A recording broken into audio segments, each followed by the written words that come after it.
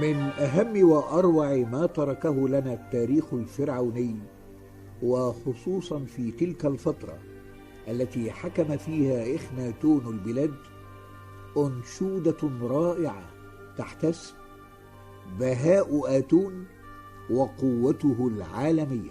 وقد أكد العلماء على أن قائلها هو إخناتون نفسه، على الرغم من أنه قد تم العثور عليها في أحد مقابر رجال الدولة، وليست مقبرة خاصة بإخناتون. وقد استمعنا إلى جزء منها، ولنقترب اليوم أكثر مرهفين السمع لنستمع إلى إخناتون. أشعتك يا آتون تحيط بالأرضين حتى نهاية جميع مخلوقاتك. أنت رع، وأنت تخترق الأرض حتى نهايتها القصوى، وأنت تأتي بكل البشر لابنك المحبوب إخناتون. وعلى الرغم من أنك قصي جدا، فإن أشعتك فوق الأرض، وعلى الرغم من أنك نجاة البشر، فإن خطواتك خفية عنهم.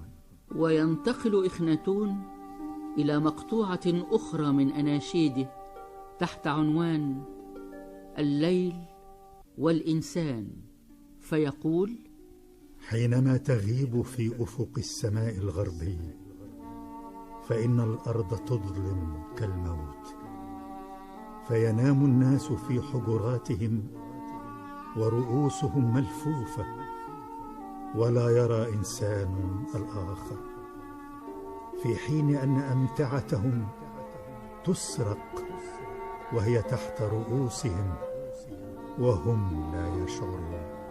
أما الفقرة التالية في هذه الأنشودة الإخناتونية التي نعرضها اليوم، فهي تحت عنوان الليل والحيوان، وفيها يقول إخناتون: وكل أسد يخرج من عرينه ليلتهم ويفترس، وكل ثعابين تنساب لتلدغ، والظلام يخيم، والعالم كله يكون في صمت، في حين أن الذي خلقهم باق في أفقه.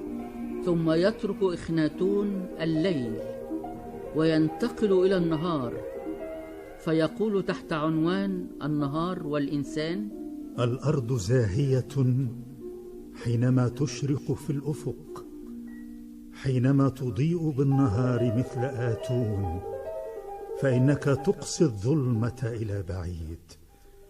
حينما ترسل أشعتك تصير الأراضي في عيد، والناس يستيقظون ويقفون على أقدامهم عند إيقاظك لهم، وبعد غسلهم لأجسامهم يلبسون ثيابهم، ثم يرفعون أذرعتهم تعبدا لطلعتك، ثم بعد ذلك يقومون إلى أعمالهم في كل العالم.